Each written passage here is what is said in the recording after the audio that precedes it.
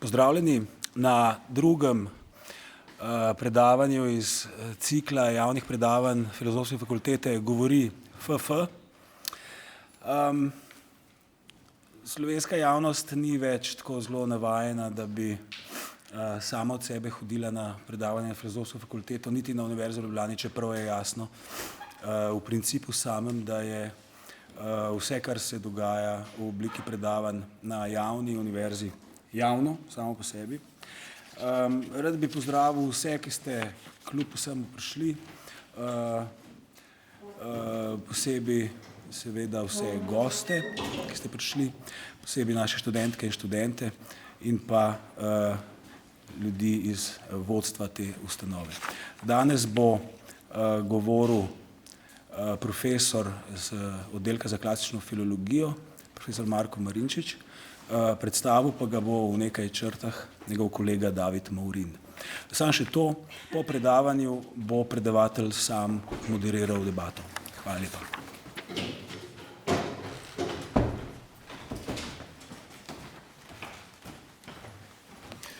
Pozdrav še v mojem imenu. Danes dopoldne smo na spletni strani oddelka za klasično filologijo objavili novico o novi pogodbi o izmenjavi z Univerzo v Jeni, ki smo jo sklenili v povezavi z oddelkom za slovanske študije pa oddelkom za primerjalno in splošno jezikoslovje. Ko sem skušal študentom predstaviti niti, ki povezujejo našo in njihovo univerzo, mi je padlo na misel čisto konkretno ime. Od Slovencev, ki so študirali v Jeni, je mogoče najbolj znan Sebastian Krelj. Iz 16. stoletja, pesnik, prevajalec Svetega pisma, protestantski pisec, prijatelj Primoža Trubarja. V Jeni si je poleg teološke pridobil temeljito filološko izobrazbo, poleg nemščine in latinščine je obvladal grščino in hebrejščino. Všeč mi je, da je pismo, ki ga je današnji predavatelj izbral za eno od izhodišč nocojšnjega srečanja, napisal prav ta Sebastian Krelj, v latinščini seveda. Tu je humanitatis studiosi primus Trubarus manus sua subscripsit, je pisalo spodaj, Sebastianus Krellius manu propria scripsit. Kot je prevedel Anton Saure, sta pod pismom podpisana tvoje omike vneta častilca, Primož Trubar s svojo roko podpisal, Sebastian Krelj s svojo roko napisal. In tako se ta lok, ki se pravzaprav pne skozi stoletja na nek nenavaden način z današnjim večerom sklene in nadaljuje v prihodnost. Marka Marinčiča najbrž ni treba posebej predstavljati, ampak si bom to vseeno privoščil za morda koga, ki je v ta prostor prišel od zunaj. Na Filozofski fakulteti je študiral latinski in grški jezik in književnost. Leta 96 magistriral, leta 99 doktoriral na temo helenistični epili v Rimu. Potem postal docent izredni, leta 2009 redni profesor. Bil je štipendist avstrijske vlade, izpopolnjeval se je na Dunaju, leta 2008 v Oxfordu, jeseni 2018 na University of Washington. Dolgo časa je predstojnik našega oddelka, od leta 2004 predsednik državne predmetne komisije za latinščino. Ampak bolj važno je to, kar počne v svojih objavah. Antična poezija, dramatika, roman, latinski humanizem, antična mitologija, recepcija klasične antike v srednjem in novem veku. Bil je na ogromno mednarodnih konferencah, v Atenah, Benetkah, Exeteru, Greningenu, Lizboni, Milanu, Münchnu, Neaplju, Oxfordu in tako naprej in tako naprej.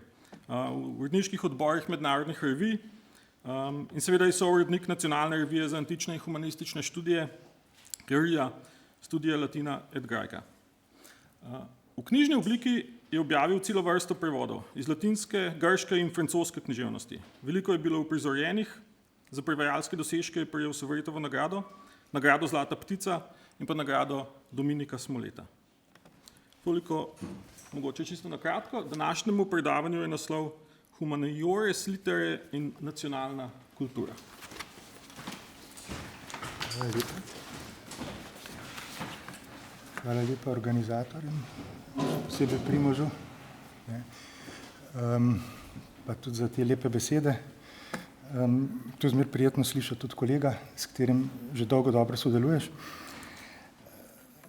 Moram povedati, da sem se malo zdrznil, ko sem videl naslov te prireditve, sem bil že prej povabljen, ampak sem prebral govori FF in sem se zelo ustrašil, ker zmrazil me je, ne?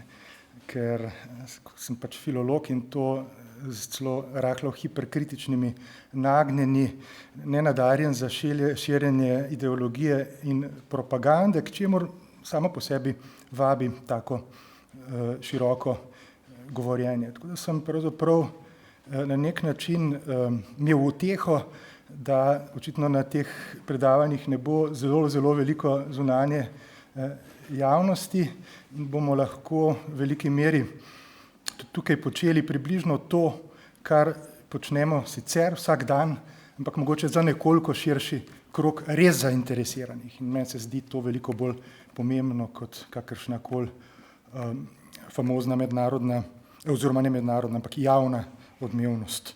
S tem smo očitno okuženi, mednarodna odmevnost. V mojem naslovu je na videz kar nekaj fanfar, ampak boste videli, da res ni mišljeno tako. Nisem mogel biti čisto natančen.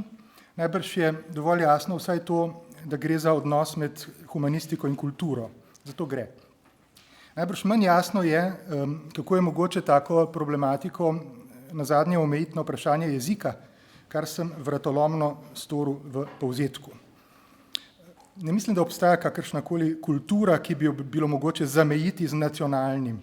Nacionalna kultura je lahko kvečemo kultura povezana z nacionalnimi ustanovami v najožjem smislu, se pravi državna, ampak tudi ta ni nacionalna v smislu kakšne omejitve jezikovne ali bog ne daj etnične. Humaniores litere in na drugi strani nacionalna kultura lahko v osnovi vzamete kot nasprotje med dvema zgodovinskima pojma, idejama. Prva je univerzalistična kultura latinskega humanizma, druga je romantična hipoteza o nacionalni kulturi, po možnosti uresničeni znotraj nacionalne države, kar so zadnje poslednje sanje take ideje ali ideologije.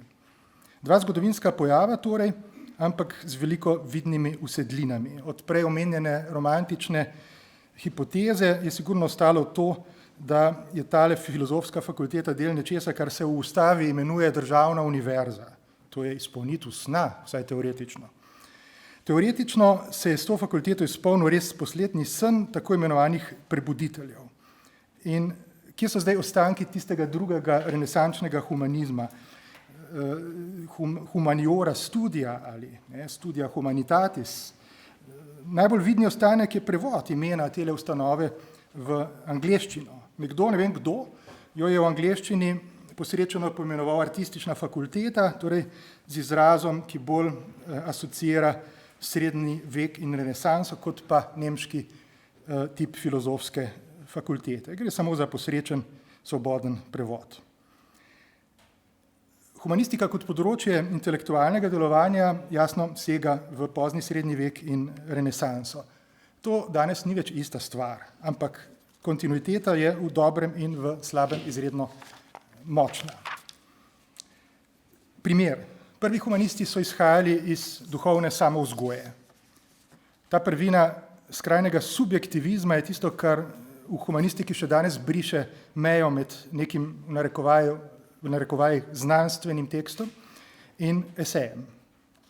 Lahko tudi rečemo med področjema znanosti in kulture. Ta tradicija je včasih izgovor tudi za lahkotno paberkovanje o resnih stvarih. To je tisto v slabem, mogoče, vsaj po mojem. Včasih lahko pomeni celo refleksijo lastnega početja, lahko pomeni zdravilo zoper utvaro, da je proizvode duha mogoče obvladovati z objektivnimi postopki empirične znanosti. Petrarka je tukaj dobro zdravilo. Pa še en plemenit predsodek smo podedovali od prvih humanistov, da je lepo, če plodove te svoje intelektualne samovzgoje posredujemo drugim. V današnjem brezdušnem jeziku bi rekli, smo raziskovalci in posredovalci znanja. In tu seveda pridemo takoj do jezika. Kultura latinskega humanizma, ki jo asociirajo litere, je bila vsaj v izhodišču nezdružljiva s partikularnim, s posameznimi jezikovnimi skupnostmi. Tista res publica literarum je imela za samoumevni uradni jezik latinščino. Zanimanje humanistov za celo tako neznatne jezike, kot je slovenščina, je v resnici izraz tega univerzalizma. Zato se mi zdi, malo preskakujem, ampak vedno znova nenavadno, koliko so se zgodovinarji ukvarjali z vprašanjem, koliko slovenščine je res znal tržaški škof Bonomo, tipičen renesančni škof, ki je bil med drugim tudi Trubarjev učitelj. Seveda je imel neko določeno zanimanje za jezike, ampak to je izraz tega istega univerzalizma. To je izraz tudi te radovednosti in splošnega humanizma. Celo Bohorič se v uvodu v svoje Arktice Horule nekje zboji, da mu bralci mogoče ne bojo verjeli vsega, zato ker govori o nekih obskurnih Slovanih, tam pa večina še ni bila. Kljub temu apelira na njihovo vedoželjnost, kajti lepo je znati več jezikov, pravi z velikimi črkami že takoj na začetku uvoda. Univerzalnost torej. Vendar po drugi strani dilema med nadjezikom latinščino in med ljudskim jezikom obstaja že za Danteja in še bolj za Petrarko, ki je z vračanjem k latinščini pravzaprav zavrl Dantejev projekt ljudske elokvence, pravi visoke literature v toskanskem narečju. Petrarka kot praoče renesančnega humanizma že dobro pozna dilemo, o kateri govorim danes, med intelektualnim univerzalizmom in lokalno kulturo, omejeno z jezikom. Še več, svojo razdvojenost na vznemirljive načine upodablja, inscenira. Šolski primer je zbirka sonetov, ki jo poznamo pod naslovom Canzoniere ali Rime sparse, a je imela avtoironični latinski naslov Rerum vulgarium fragmenta, drobci v ljudskem jeziku. Ampak v Petrarkovih lastnih očeh so bila njegova velika dela čisto druga. Tista latinska biografija velikih Rimljanov, Ep Afrika, o rimski vojni s Hannibalom in monumentalna zbirka latinskih pisem. Ena opomba. Na latinskega Petrarko se navezujem zato, ker smo se študenti v zadnjih nekaj letih z njim nadpovprečno veliko ukvarjali. Nastalo je nekaj pomembnih krajših prevodov, vsi so bili objavljeni v naši reviji Kerija. Kmalu bo v celoti preveden Sekretum, kar je eno ključnih del pod naslovom Moja skrivnost. Nastajajo tudi pisma in mogoče mi je, ne da bi to nameraval, s Petrarkovo pomočjo uspelo organizirati petrarkovski kultni krožek. Prek Vergerija starejšega, ki je prvi izdal Afriko, smo zelo hitro prišli tudi do renesančnega humanizma v Kopru, s čimer so se pri nas doslej bolj malo ukvarjali. Ker pač v tem primeru niti teoretično ne gre za osebe slovenskega ali slovanskega porekla. Sintagma humaniores litere je eden zgodnjih zametkov tistega sklopa disciplin, katerega končni rezultat sta artistična in pozneje filozofska fakulteta. Ampak čisto na začetku, še v srednjem veku, je komparativ humaniores litere, tisto bolj človeško slovstvo, pomenil tisto ostalo poleg teologije. In tisto ostalo je skoraj istovetno s teksti klasične antike v tistem času. Ta delitev ni srednjeveška ali renesančna iznajdba. Že Ciceronov sodobnik Varon pojmovno zelo točno razlikuje med božjimi in človeškimi stvarmi, res humane, res divine, in s tem za naprej opredeljuje dve področji znanosti. Ta sintagma mi je sama od sebe prišla na misel, kot je omenil že David, zaradi Trubarjevega pisma Bohoriču. To je za našo zgodovino zelo pomemben tekst, ki je bil relativno pozno odkrit in objavljen, 1951. Govori pa o črtih za ustanovitev oziroma govori, v bistvu je to vabilo Bohoriču, da bi se vključil na novo ustanovljeno stanovsko šolo. Pozneje je, kot vemo, postal tudi njen ravnatelj. To je na nek način predzgodba. Humanissime vir non dubitamus te perspicere ac non semel deplorare tristem hanc harum regionum patria nostre calamitatem ac barbariem, ut pote in quibus bonarum artium humaniorum quae studium contemptus et neglectio passim iam turpiter dominator. Takole prevaja Sovre, to je prevedel Ruplu posebej za tole prvo objavo. nadvse učenemu, to je samo nas, veleomikani mož. Ne dvomimo, da dobro poznaš in neredko obžaluješ nesrečno kulturno zaostalost naše ožje domovine, saj prava sramota, kako se vse povsod šopiri zaničevanje do lepih umetnosti in zanemarjanje duhovne izobrazbe.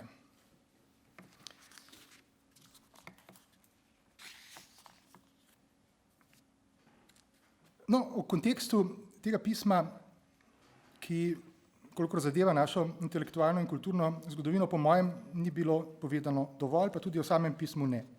Širši kontekst tega pisma je, kot bom skušal pokazati, miniatura tistega, kar sem prejle omenil v zvezi s Petrarko. Kaj ima Trubar v mislih, ko tarna nad zaničevanjem humaniorum studiorum? Sovrej je to prevedel kot duhovna kultura, ampak s tem ni mislil duhovnosti, ampak je prevajal nemški Geist. Tisti Geist, ki je tudi v skovanki Geistes Wissenschaften, kar ni nič drugega kot humanistika. Sovrej je vedel, kaj je hotel povedati s tem prevodom, ampak velikokrat ni bil prav razumljen. Še posebno, ker je calamitatem ac barbariem, nesrečo in barbarstvo, morda preveč svobodno interpretiral kulturna zaostalost, preveč svobodno in preveč optimistično. Ta njegov prevod bi se dalo razumeti preširoko. Jasno, da je imela slovenska reformacija poleg verskih tudi širše kulturne učinke, ampak kar se tiče slovenščine, je bila temeljna naloga omejena na tisk in na angažma protestantskih pridigarjev. Ta širši kulturni ali prosvetni angažma, kot ga že imenujemo, je po nastopu proti reformacije v veliki meri nadaljevala katoliška cerkev. Trubarjeva oziroma Bohoričeva šola je bila latinska šola namenjena predvsem lokalnemu plemstvu. To dejstvo priročniki in učbeniki radi premolčijo. Ko Trubar govori o spodbujanju lepih umetnosti in posvetnih študijev, ima pri tem, če je to komu všeč ali ne, v mislih lokalno elito. Bohorič je še kot katoličan vodil podobno latinsko šolo že v času Trubarjevih prvih slovenskih objav kmalu po letu 1500. Lani smo v oddelku za klasično filologijo izgubili Primoža Simonitija, človeka, ki je napisal manjkajoče predpoglavje k zgodovini tukajšnje literarne kulture. Govorim tukajšnje, ker gre za to regijo, ne za literaturo v slovenščini. To predpoglavje govori o latinskem renesančnem humanizmu, kolikor je ta segel tudi v slovensko govoreče pokrajine, naprimer prek prvih ljubljanskih škofov, prek dvora celjskih grofov, prek posameznikov, ki so iz teh pokrajin izšli in potem delovali na Dunaju in drugod. No, Simoniti je s tem preoblikoval poglede številnih slovenistov, ni pa spremenil v šoli vcepljenih predsodkov o samoniklih začetkih narodne kulture. Mene je renesančni humanizem, zlasti tisti v Kopru, zadnje čase začel zanimati tudi v povezavi s Trubarjem. Nisem specialist za Trubarja, se tega ne domišljam, sploh ne za zgodovino slovenščine ali za slovensko književnost. Vse moje ekskurzije in has regiones govorijo skoraj samo o eni stvari, o antiki in tradiciji latinskega humanizma kot o ozadju. Zanimajo me točke, ko začne to ozadje na vidne načine udarjati na plano, pa tudi točke, ko se ga skuša zatolči in zasuti z rodno grudo. Kje se sploh začne slovenska literatura, če nimamo v mislih knjig v slovenščini nasploh, rabe jezika v cerkvi, torej slovstva v najširšem smislu? Enim se zdi, da z Vodnikom, enim se zdi, da že s Pisanicami, drugim, da s Prešernom, tretjim, da čisto zares šele v 20. stoletju. In to v veliki meri zaradi razmaha prevajanja tuje literature najbolj po prvi svetovni vojni. To je nekaj, kar je dokazljivo in o čemer se je že tehtno pisalo. Ampak Trubar se ni imel za literata. Kot prevajalec o sebi govori zelo skromno. Iz tuje izkušnje, tudi iz izkušnje latinskih prevodov ve, da bodo prišli boljši od njega in upa, da bodo čim prej. Predvsem pa ves čas priznava dolg dvema osebnostma renesančnega humanizma, ki sta delovali v jezikovno mejnih pokrajinah v severni Istri in v Trstu. Prvi je tržaški škof Pietro Bonomo, njegov prvi zaščitnik, več let učitelj v Trstu. Drugi Pier Paolo Vergerio, papeški nunci, visok cerkveni politik, nekaj časa škof v Kopru, korespondent Margarete Navarske, pozneje odpadnik in reformator, po vsej Evropi razvpita oseba, pamfletist, organizator, posredno pa tudi financer protestantskega tiska, še posebno slovenskega in hrvaškega. Zdaj imamo srečo, da je enega od njegovih tekstov Due actiones Gregor Pobežin prevedel v slovenščino. To je predrzen pamflet, v katerem avtor Vergeri na naslovnici nastopa brez imena kot papeški tajnik, kar že zdavno ni bil več.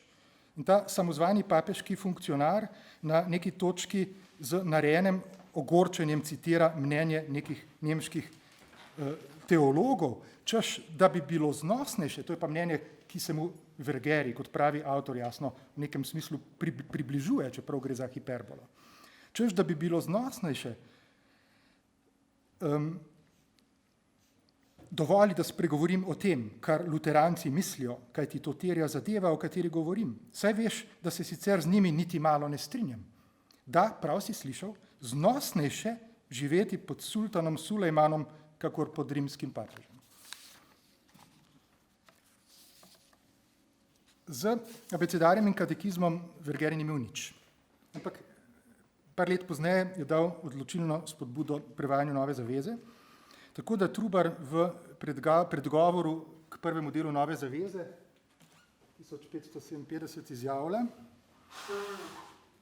da je bil Vergeri takoj za Bogom prvi in najodličnejši pobudnik, da se je to tolmačenje sploh začelo. Sprožitelj. Drugi za Bogom. Tu sem si že v 3 objavljenih tekstih o koprskih humanistih dovolil špekulacijo, za katero upam, da ni plod mojih zasebnih praznoverij, ampak celo če je, se zdaj ne odrečem več, ker se mi zdi pomembna skoraj da za nacionalno kulturo. Temu istemu Vergeriju je v letu, ko je postal škof v Kopru, neznani koprski humanist z imenom ali še bolj verjetno psevdonimom Andreas Divus posvetil prevod Homerja, to je prvi tiskani prevod Homerja v latinščino, bestseller, ki ga je bral še Ezra Pound, ki v prvi pesmi svojih kantos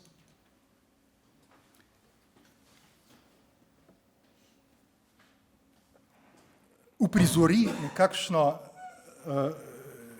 virtualno spiritistično seanso, v kateri se mu nemirni Divus oglaša iz homerskega Hada.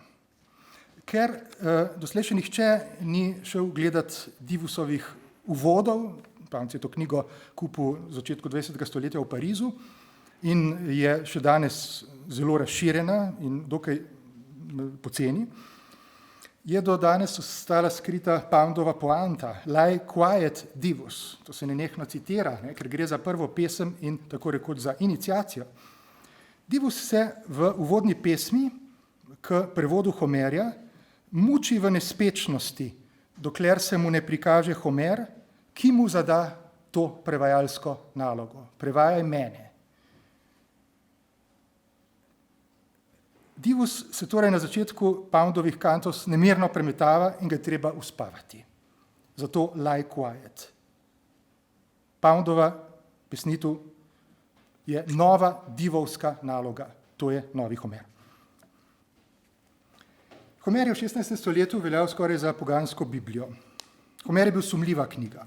Zakaj? Zato, ker ta skušnjavec napeljuje k učenju grščine in k branju Nove zaveze v izvirniku brez uradnih interpretacij. Če je Vergeri drugi za Bogom, to po mojem ni nič drugega kot namig na vlogo, ki jo je imel ta človek kot zaščitnik prevajalcev že pred Trubarjem. Namreč zaščitnik prevajalcev svetih knjig nasploh, tudi poganskih. Pred Trubarjem je namreč ščitil Divusa, ki se je z imenom ali psevdonimom lahko predstavljal kot božanski in se enačil s Homerjem, ki ga res imenuje v tej uvodni pesmi božanski. To je žlahtna humanistična autoironija, ki se je tudi Trubar očitno navzel. Bog je narekoval Sveto pismo, scriptura divina, Vergeri pa kot vrhovna človeška avtoriteta predstavlja litere humane, ki jim seveda načeljuje polbožanski Homer. Tržaški zgodovinar Silvano Cavazza o Trubarju nekje pravi: in realtà il riformatore Carniolino non divenne mai un fine letterato. Kranjski reformator nikoli ni postal fin literat. To ni razlog za mednarodni škandal, ampak ugotovitev dejstva. In Trubar bi se s tem prvi strinjal. Še posebno, ker ta sodba prihaja iz Trsta in to od odličnega strokovnjaka za reformacijo v tem delu Italije. Da latinščine ne obvlada, povsem Trubar prizna. Da grščine sploh ne zna tudi, čeprav mu jo nenehno podtikajo. Celo hebrejščino, o kateri se mu ni niti sanjalo. Priznava pa dolgove svojim humanističnim vzornikom in podpornikom, ne samo temu pomožnemu bogu Vergeriju, ampak tudi dolgoletnemu učitelju Bonomu, ki mu je, kot sporoča v italijanščini, nemščini in slovenščini, razlagal Vergilija, Erasma in Calvina. Neke slovenščine je, zgleda, znal. Toliko, da si je sam pomagal. Vse to je v uvodu k prvemu delu prevoda Nove zaveze. Trubar se temu značilnemu renesančnemu škofu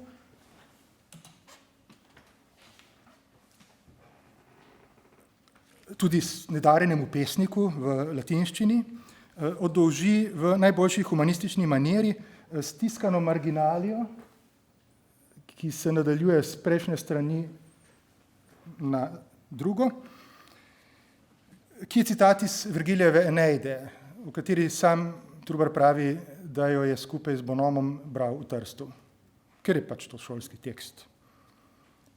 Et bene apud memores veteris stat gratia facti. Ob vsem idoliziranju Trubarja se do danes še nihče ni vprašal, zakaj ravno ta vers. To je iz 4. speva, ko Didona obtožuje Eneja, ki jo zapušča in odhaja iz Kartagine naprej po svoji poti.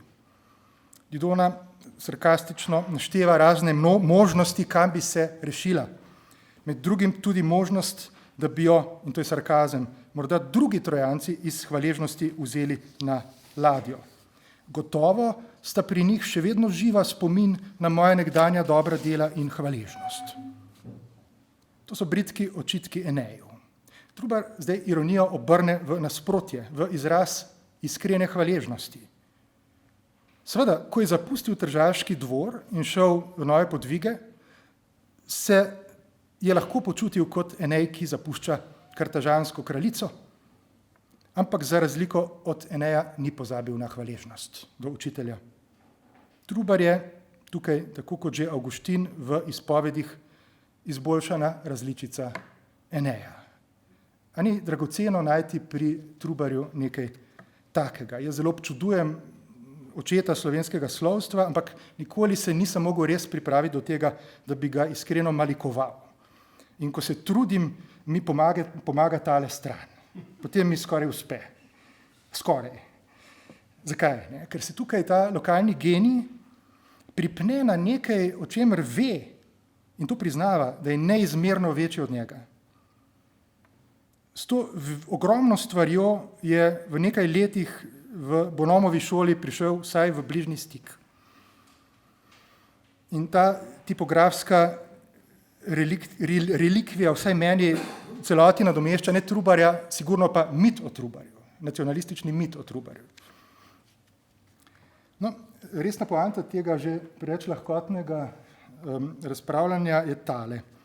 Ko je po velikih publicističnih podvigih prišlo do vprašanja šole, še posebno do humaniora studija, o čemer govori v pismu Bohoriču, se pravi do posvetnih študijev, se je med jezikom ljudstva in jezikom elite spet pokazalo brezno, ki je ves čas obstajalo in ki obstaja še naprej. Trubar se je po nuji zgodovinskih okoliščin spet znašel v neposredni bližini elitne kulture. Elitne tudi v družbenem smislu. Ker sam tej nalogi ni bil kos, je vpoklical nekdanjega wittenberškega študenta in solidnega latinista Bohoriča, ki ki je bil reformator in humanist hkrati, mogoče v nekem smislu celo bolj humanist kot pa reformator. Skoraj ganljivo je spremljati Vergerja, ki gre po obratni poti, čedalje bolj opušča latinščino, jo nadomešča z italijanščino in to razume kot žrtev, hudo žrtev, ki mu je naložil Bog, kot skoraj pobarbarjenje, ki ga mora vzeti nase. Tako piše bratu, škofu v Puli, to sem izbrskal včeraj,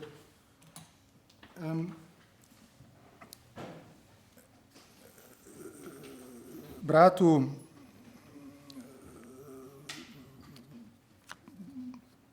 ki je kmalu potem umrl. Verger je pa vsaj intimno v tem času 1543 že odpadel od katoliške cerkve, samo leto pozneje se bo že znašel na inkvizicijskem procesu v Benetkah, kjer bo sicer oproščen, ampak zgodba je v bistvu že jasna. Tako pravi. Ampak ne vem, kaj naj rečem o tem svojem slogu. Še pred kratkim sploh ni bil tako zanič. No, prisluhnite, kaj se mi je zgodilo. Kadar odpluješ z obal Istre, najne skupne domovine, in greš proti obalam Benečije ali pa proti Benetkam, včasih padeš v boj z vetrovi in morjem. Že si stran od obeh obal, tako da ne moreš pristati tam, a se tudi ne moreš vrniti. Mučiš se sredi morja. Tako sem tudi jaz nekoliko zašel v latinskem slogu. In ker se mi je zdelo, da bi mi lahko ljudski jezik pogosteje koristil in bil uporaben v moji službi, ko je tako že hotel Bog, sem se ločil z mislijo in trudom od tistih prvotnih študijev in prišel do teh novih. Doživel sem nešteto tegob in grdot tega sveta, zdaj pa se počutim latinščini odtujen in oddaljen. Nisem pa dosegel tistega pristana, kamor sem bil odplul. A če bo taka božja volja, se bo nekoč nehala igra usode in se bodo končale preizkušnje, takrat se bom lahko vrnil k tistim prvotnim študijem ali pa se bolj temeljito posvetil tem drugim. To govorim samo v zvezi z jeziki. Glede prepričanj pa dobro veste, kateremu sem se odločil slediti.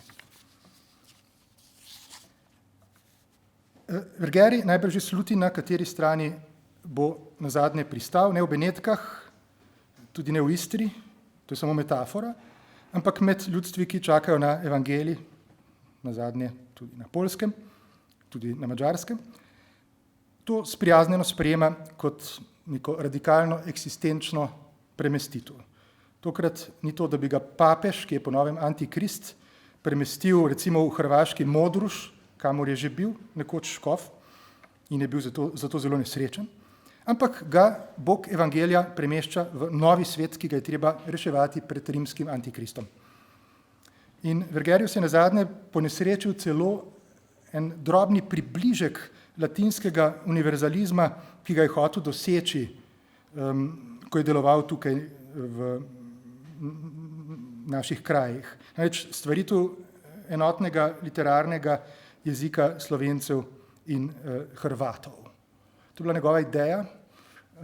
Zdaj, nad tem so se veliko zgražali, češ kako slep je bil in češ, da je to dokaz za to, da ni niti približno poznal teh jezikov, ampak na vsezadnje je lirsko gibanje dokazalo, da je bila v tistem času to čisto verjetna hipoteza. Šlo je pač za umetno stvaritev literarnega jezika in kot vemo, literarna slovenščina tudi še danes obstaja kot konstrukt, ki je samo deloma kodificiran.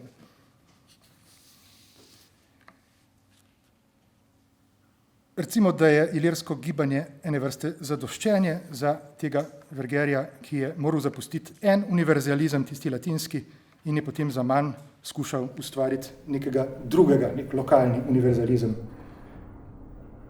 na Severnem Balkanu.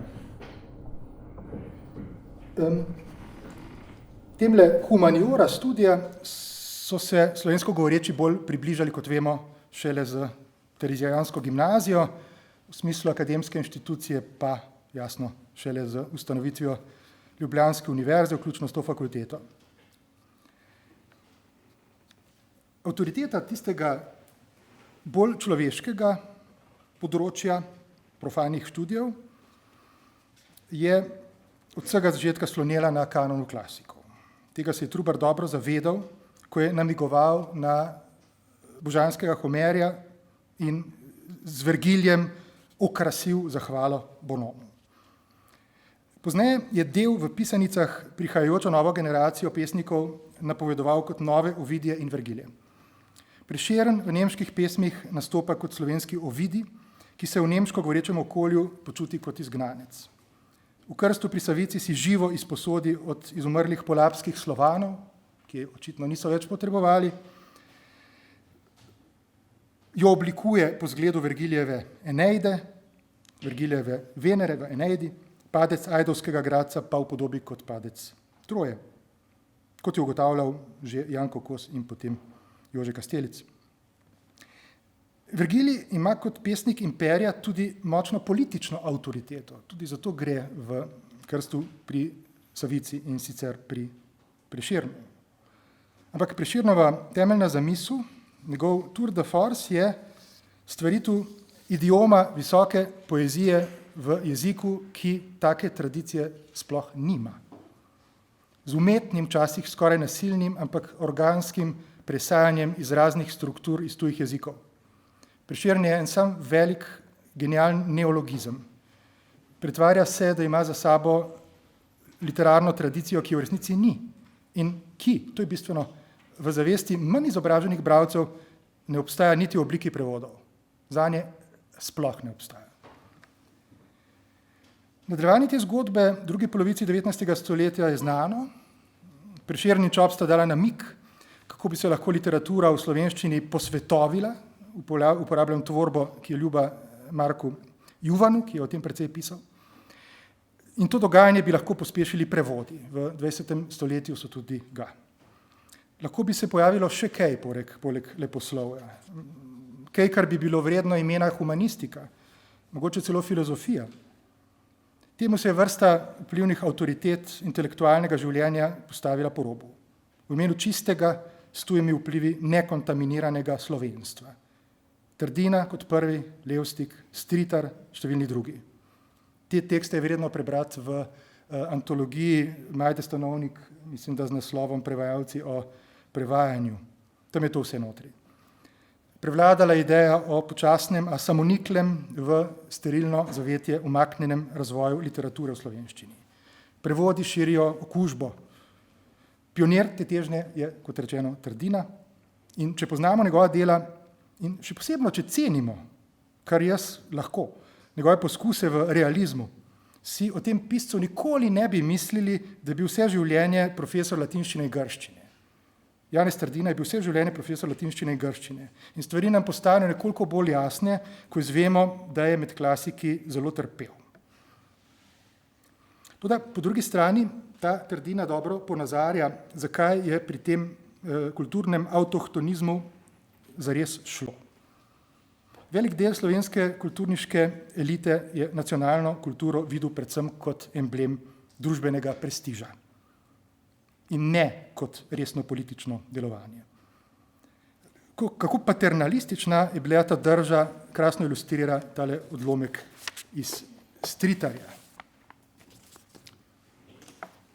ki je zadnji in najbolj radikalen, oziroma med pomembnimi intelektualci najbolj radikalen predstavnik te zvrsti. Ne bodimo podobni otrokom, ki hočejo imeti vse, kar vidijo pri odraslih ljudeh. Najrajši to, kar jim je najmanj primerno. To piše seveda iz Dunaja, ne? In ta tekst je poln učenih tujk in citatov iz nemščine, francoščine, latinščine, grščine. Ampak to ni za ljudstvo.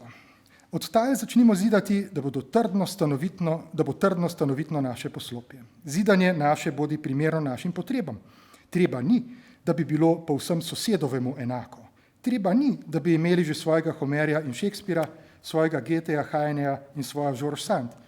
Nič se nam tako ne mudi. Čakajmo, da pridejo s časom sami. Da se nam rode iz naših domačih tal, naši Fausti in Hamleti, naše Iliade in Valentine. Nepotrpežljivi smo.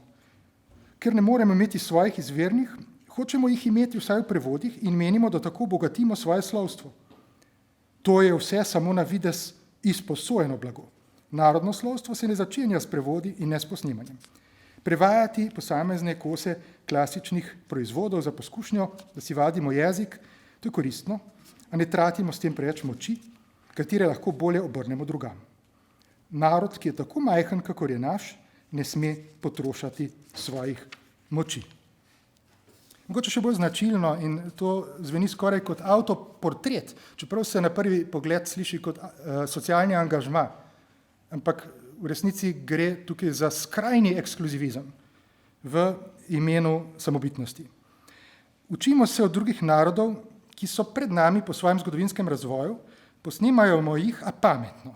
Jemljimo od njih samo to, kar ustreza našim potrebam. Lepo, plemenito drevo je oljka, a kaj nam, ko ne raste v naših tleh? Ne bodimo kakor divjaki. Ko pridejo Evropejci k njim svojo, v narekovajih, kulturo, po čem sežejo najprej s poželjivimi rokami? Po fraku in po cilindru. V fraku in cilindru ponosno stopajo in se šopirijo bosopeti. Francoska akademija je lepa naprava, a kdo bi jo ustanavljal v deželi, kjer ljudje še brati in pisati ne znajo.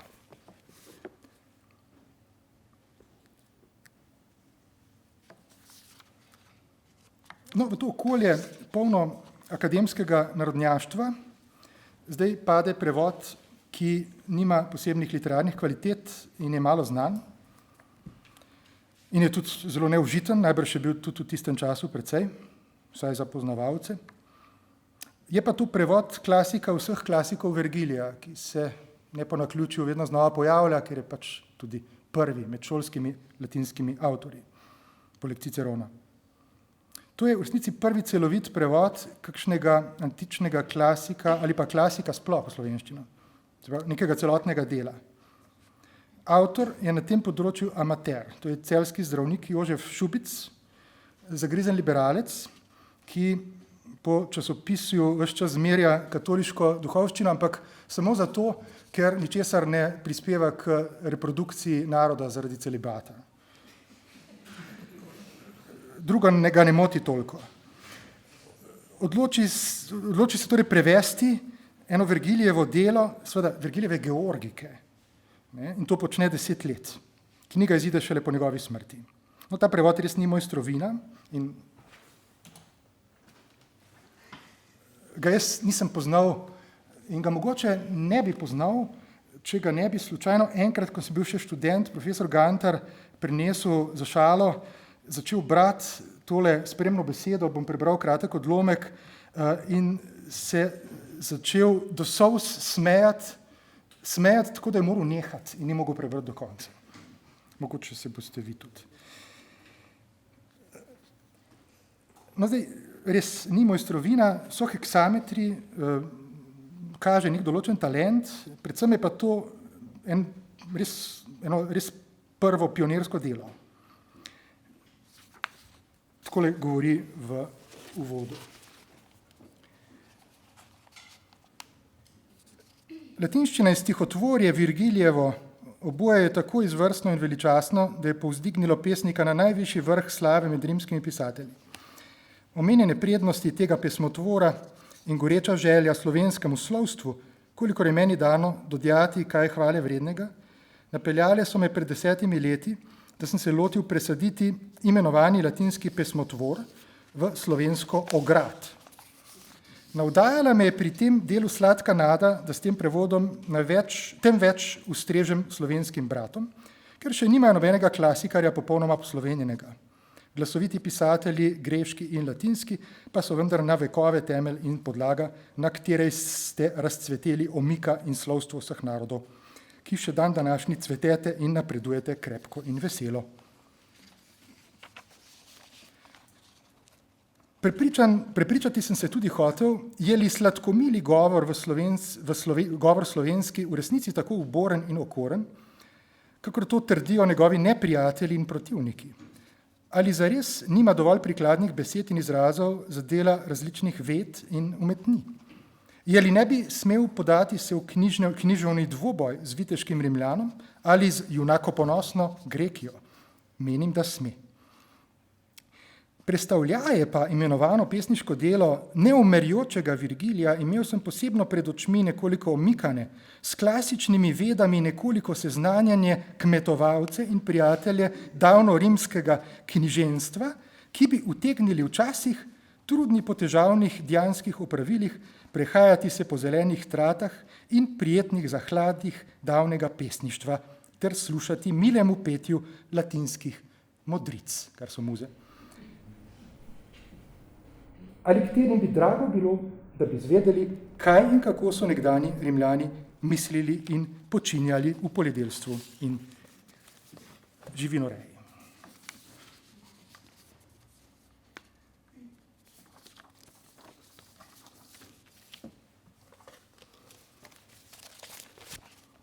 Seveda je to smešno, ampak upoštevamo zdaj okoliščine, ne, v katerih se je ta zdravnik odločil za tak tragikomični podvig. Namreč in nekaj polemike je v tem predgovoru. Velmožje slovenske kulture so bili proti temu. To, da si Šubic izbere ravno pesnitu klasika vseh klasikov, ki je na zunaj priročnik za kmetovanje, to je sigurno poskus kompromisa, skušal se je približati. Ampak obenem je ta Šubic mogoče nezavedno zavrtal v bistvo spora in bistvo problema. In sicer je zavrtal ad absurdum, ker drugače ni bilo mogoče. Namreč, če je Goethejev Faust za slovenskega kmeta liber prohibitus, in Stritar dejansko to trdi, ne, pravi celo nekje, se bi bilo lepo, če bi Slovenci dobili tudi svojega Fausta, ampak ni pa preveč verjetno.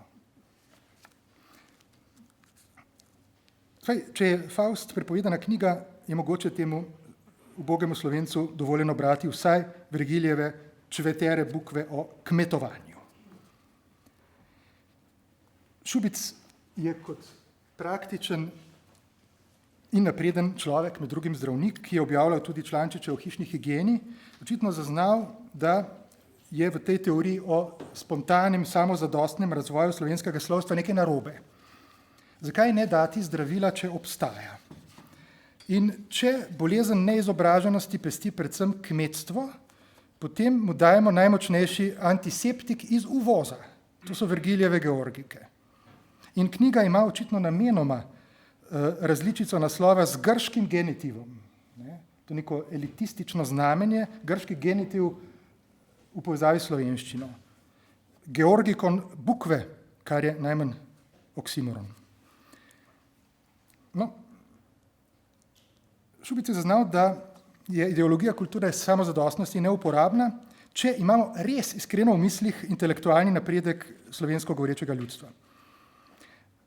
Če se je tega zavedal ali ne, je razkril, da gre pri intelektualni razvitosti in pri intelektualnem razvoju ali pa kulturnem razvoju za družbeno vprašanje in ne za vprašanje abstraktnega, z veliko pisanega naroda.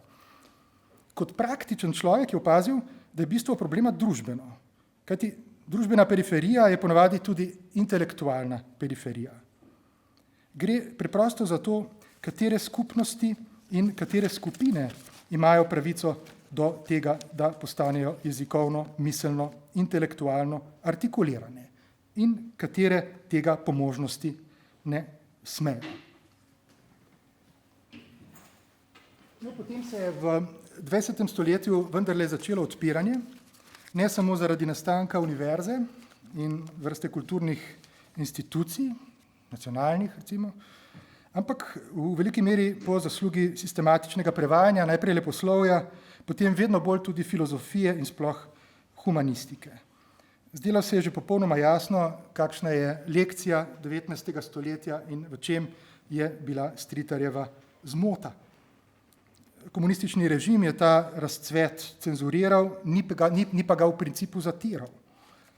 In skoraj ekscesno cvetenje bi pričakovali samostojno državo, ampak zgodilo se je to, kar so nekateri slutili na podlagi zgodovinske izkušnje.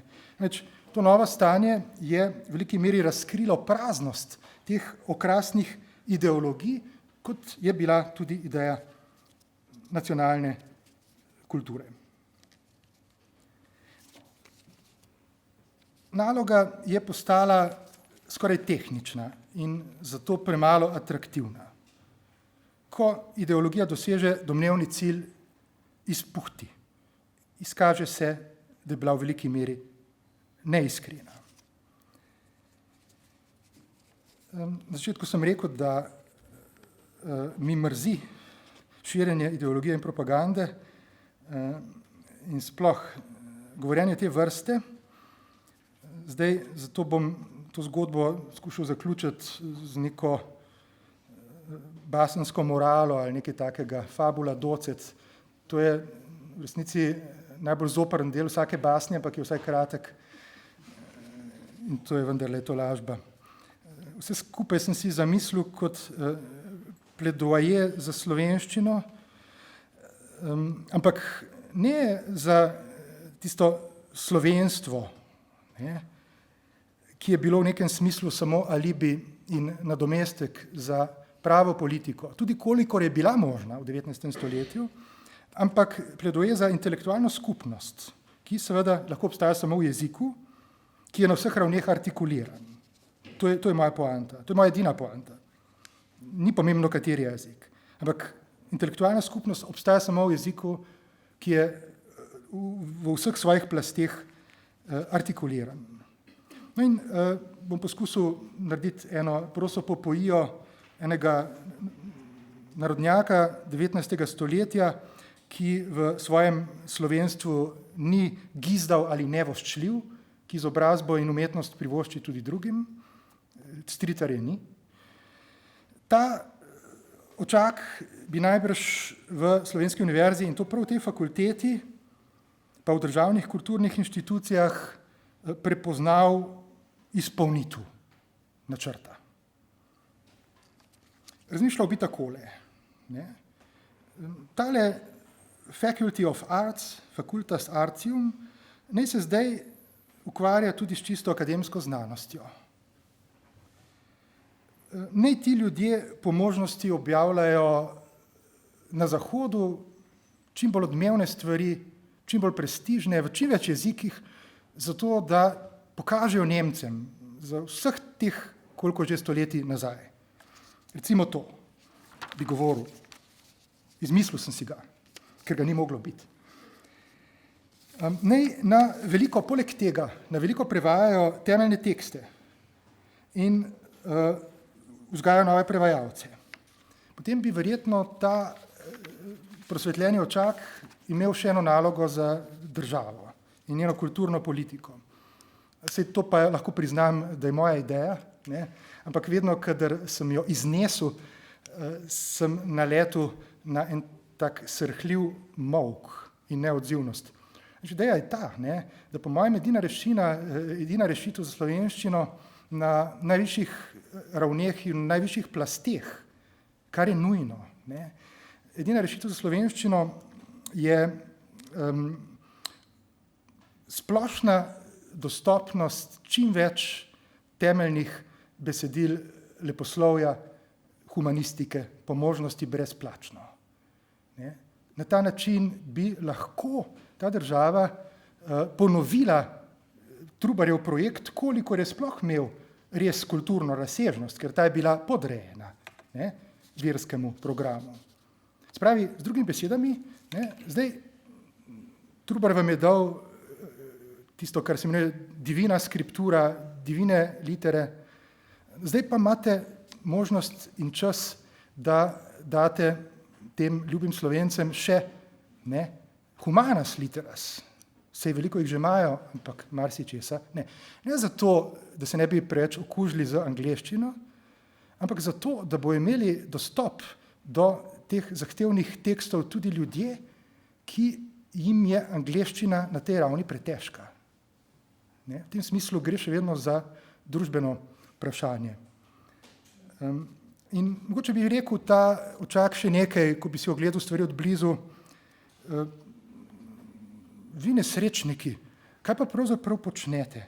Zakaj rajši pišete članke v slabi angleščini in jih objavljate v nekih sicer solidnih lokalnih revijah, ki so prodrle v neke mednarodne baze, od vsega tega imajo pa korist samo mednarodne založniške korporacije, ki se jih je, sem slišal, ta mesec slovenska država odločila subvencionirati, če po vrhu. Pri tem, da si teh revij ne moremo privoščiti, da bi jih kupili. Kaj bi odgovorili, ljubi Slovenci bi odgovorili, globalizacija. Ne, ni to. Jaz sem odkril, govori še vedno ta plemeniti očak,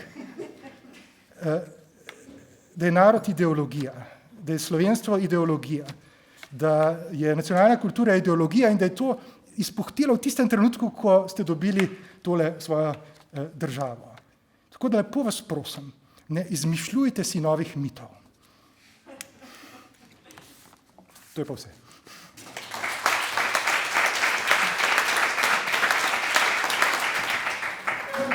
Hvala, zdaj sem pa zadolžen, da sam vodim diskusijo. Če smem, Ja, prosim. Če sem najprej upravičil profesor Valinčiču, ker je to, ker bom zdaj mu povedal že vse, seveda slišal 10-krat, ampak kljub temu, da me upraviči to, da sem bil in sem eden najbolj zavzetih bralcev njegovega križa na slovansko trojo. Torej, mislim, da z vsem spoštovanjem do krščanoslovja, ampak zadnjega, kako bi rekel, epohalno zadnjega kantona, ki je lahko recimo še nekaj povedal o tej naravi tega pesnika, ki mu je šlo predvsem ves čas za mite in v teh mitih tudi na nek način izgovoril.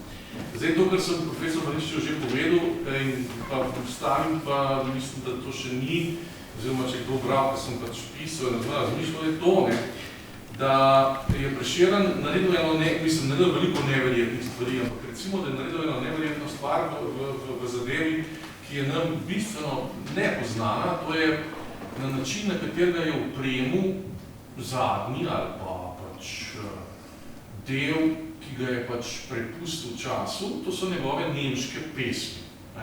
Nemške pesmi, ki jih je Župančič tudi kot recimo, neki simboliki, kot zadnjo stvar odlično prevedel, med drugim Deman Lincoln, des Matthias Chops, ki odkrivajo te nemške pesmi, predvsem ta elegij odkrivajo neke horizonte Prešerna, ki ga Venec ne odkriva, ki ga neke filozofske dimenzije, neke stike, ki jih je očitno neko refleksijo filozofije, tedanje panteizma, Schellinga in vsega tega, ki jih očitno ni nikomu drugim razodel, tu jih je pa v smrti svojega prijatelja Matija Čopa pa zaupal neki širši.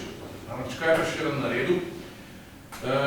Potem, da recimo vsi njegovi vzorniki, ki jih je v nemščini bral so, ali pa francoski pisatelji so, pesniki, go recimo, to so desetine knjig, volumnov, Prešeren je malo delov napisal, ampak je pa vzel uvida, se gledijo tudi že v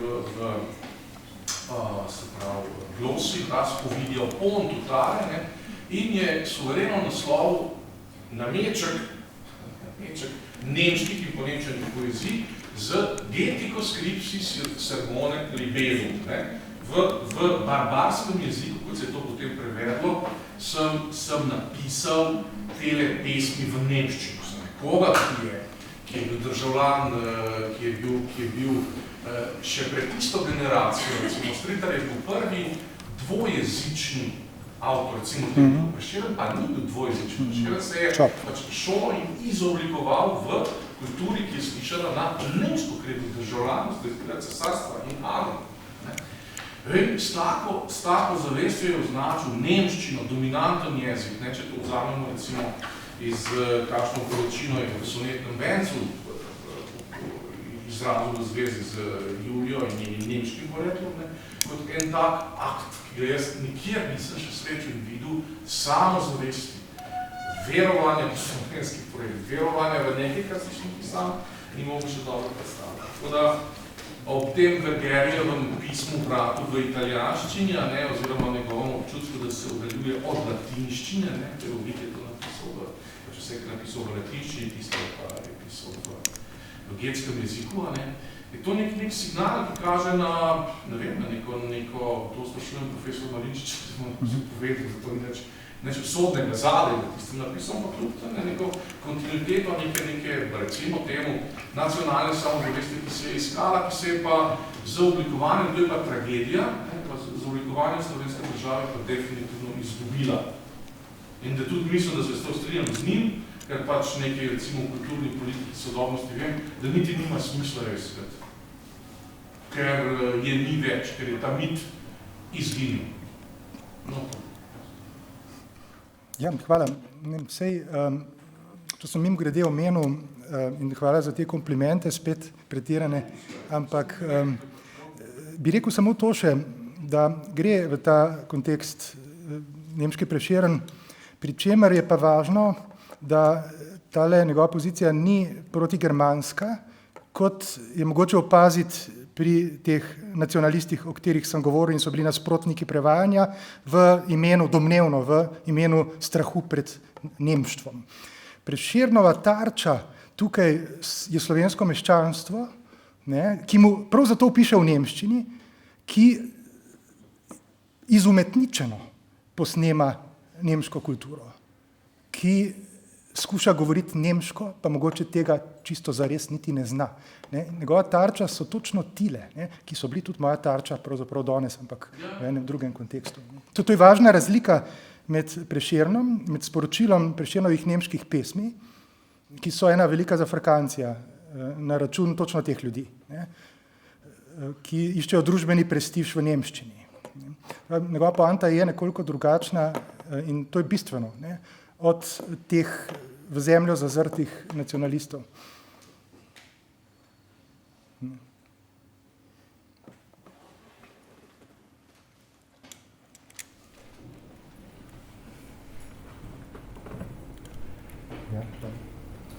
Jaz bi imel vprašanje ali pa mogoče komentar, pa prošnjo za komisiju. V zvezi ravno z razmerjem med humanistiko in nacionalno kulturo, tudi v povezavi s tem, kako ena družba ali kulturna skupnost institucionalizira svoj odnos do znanosti in umetnosti. Univerza v Ljubljani, recimo, je taka nekaj podobna Marsekterija, ali pa večina univerz, je narejena tako, da v svoji strukturo vključuje recimo Akademijo za likovno umetnost, Akademijo za scenske umetnosti in Akademijo za glasbo. Ni pa Akademije za besedno umetnost, čeprav pravzaprav po vsaj evropskih kulturah prepoznavamo besedno umetnost kot tisto, kar je najbolj konstitutivno za razvoj nacionalne ali pa kulturne skupnosti. Ja, hvala, to je pa zelo težko vprašanje, ker sta samo dva možna odgovora, ker to očitno ni Akademija za glasbo, film in gledališče, je to verjetno naša naloga. A je pravilen odgovor?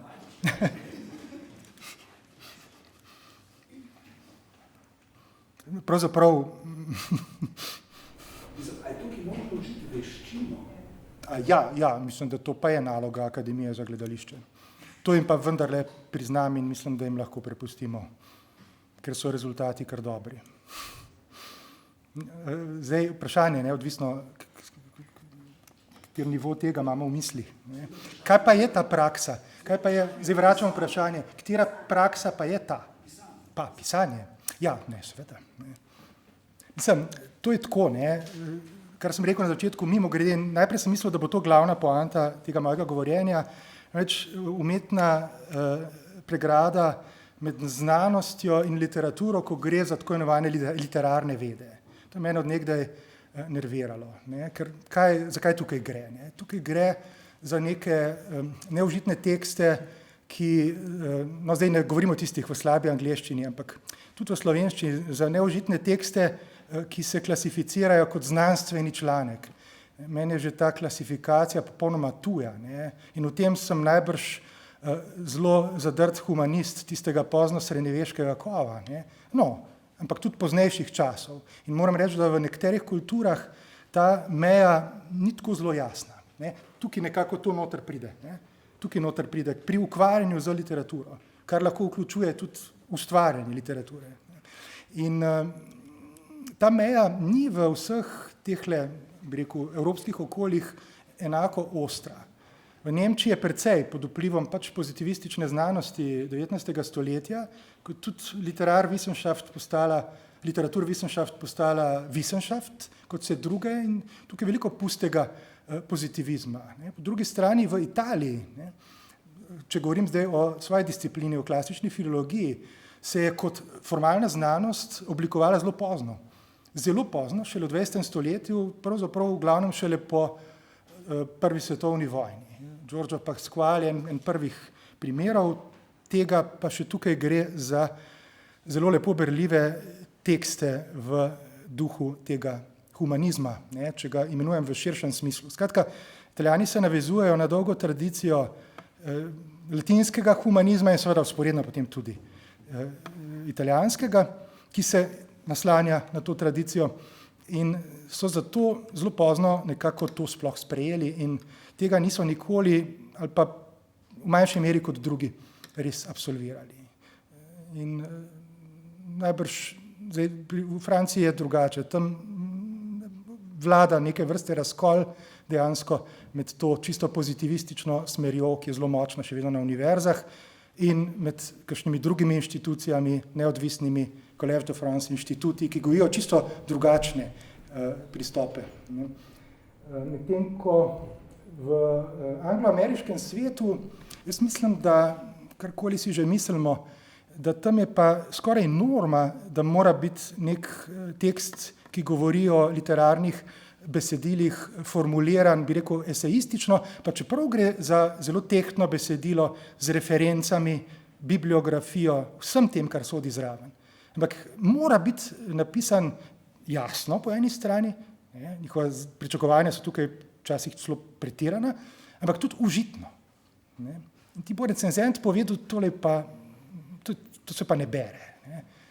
Skratka, te tradicije so različne, pri nas pa težko govorimo zdaj sploh o tem razkolu, razen kolikor smo ga podedovali, razen kolikor ga uvažamo.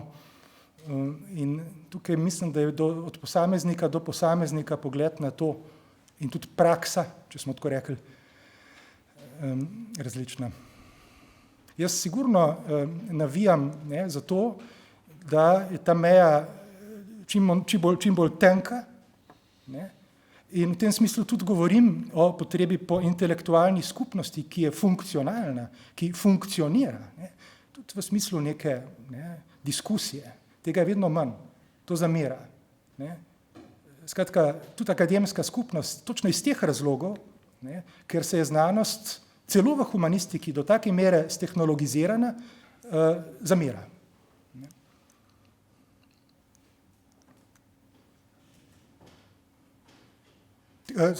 K programu tega mojega žlahtnega očaka bi dodal to. Gojite intelektualno skupnost kot živo skupnost, kjer se nekaj dogaja. Ker to je bistveno. Tukaj so bili pa boljši očaki 19. stoletja. So bili še tako nacionalistični ali pa karkoli. Celo ta kulturni boj, kolikor se je artikuliral na visoki ravni, v nekih intelektualnih diskusijah, je strašno zanimiv in vznemirljiv v tistih časih. Brati te včasih celo nizkotne polemike, ki so pa na zelo visoki intelektualni in izrazni ravni, je užitek. To je pa zdaj v prid tem, o katerih sem povedal najbrž pred slabega.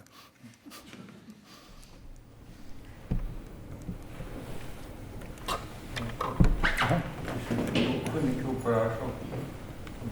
Mogoče malo napihnjeno vprašanje, ker sem 100-letnico proslavljal. Ampak lahko bi mogoče proslavljal tudi 400-420-letnico, pa na to pravi. A to je zdaj... To mislim pač na tisti kolegi, ki so še kot 16. stoletja ostali tukaj. Ja, dobro, mislim zdaj... Jaz vendarle mislim z vsem spoštovanjem in do jezuitskega, že do te stanovske šole, pa jezuitskega kolegija, pa akademije Operozorum, ampak to niso niti zametki univerze v resnici. Meni to ni preveč blizu. Treba bo pač priznati. Imamo številne zelo dobre univerze po Evropi, ki so ravno tako mlade, kot je naša. Pa ne iščejo za vsako ceno korenin nekje v davnini, če jih ni. In poleg tega se mi zdi, moram reči, zelo pomembno, da je to univerza, na kateri je učni jezik slovenščina. Mi je žal, ampak meni se zdi to ključno. Tam pri Trubarju in Bohoriču je bila pač v glavnem nemščina, potem pa kakor hitro se je dala latinščina. Nemščina na začetku kot pripomoček, Zdaj pa angleščina malo, No. Ja, zdaj, seveda ta primerjava je malo taka, veliko poceni sodb je možno dati, ne, ob tem latinščina, angleščina, univerzalnost.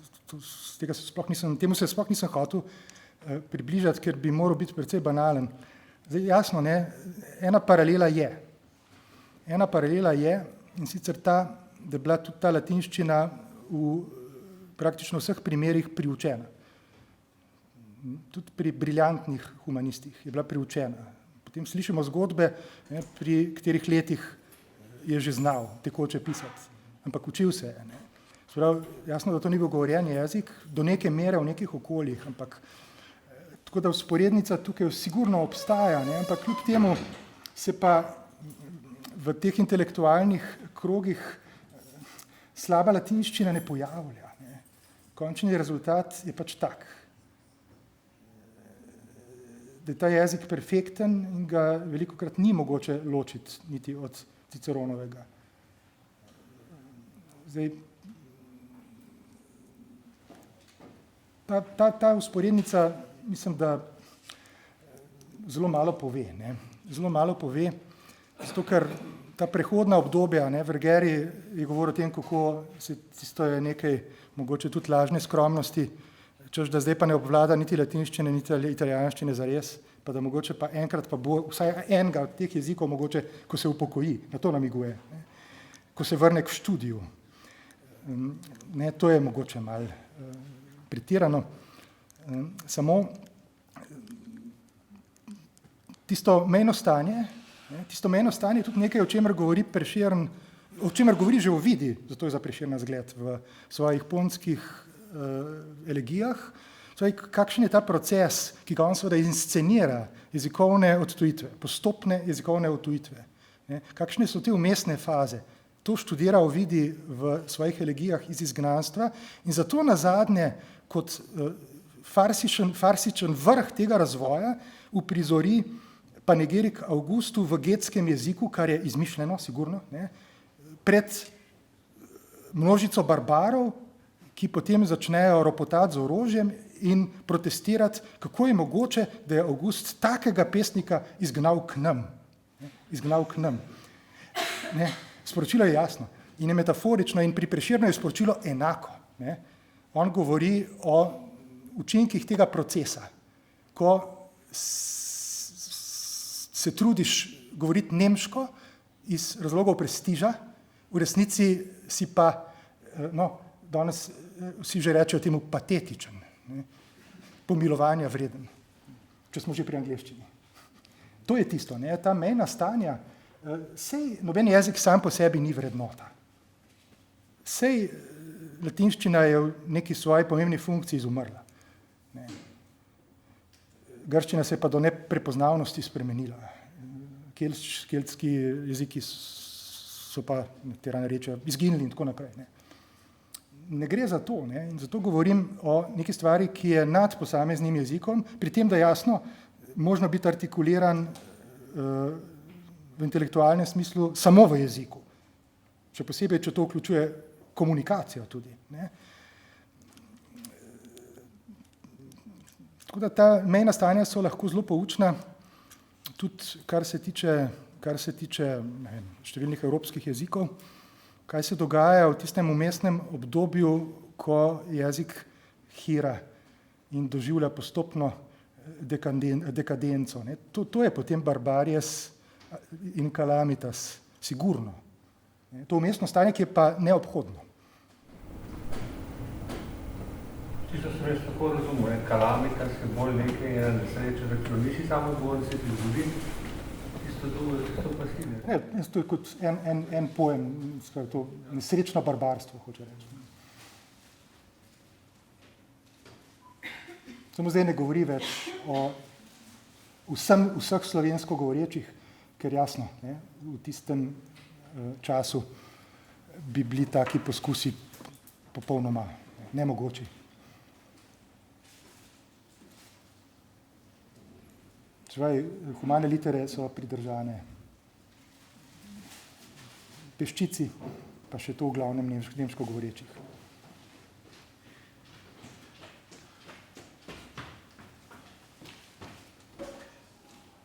Prosim.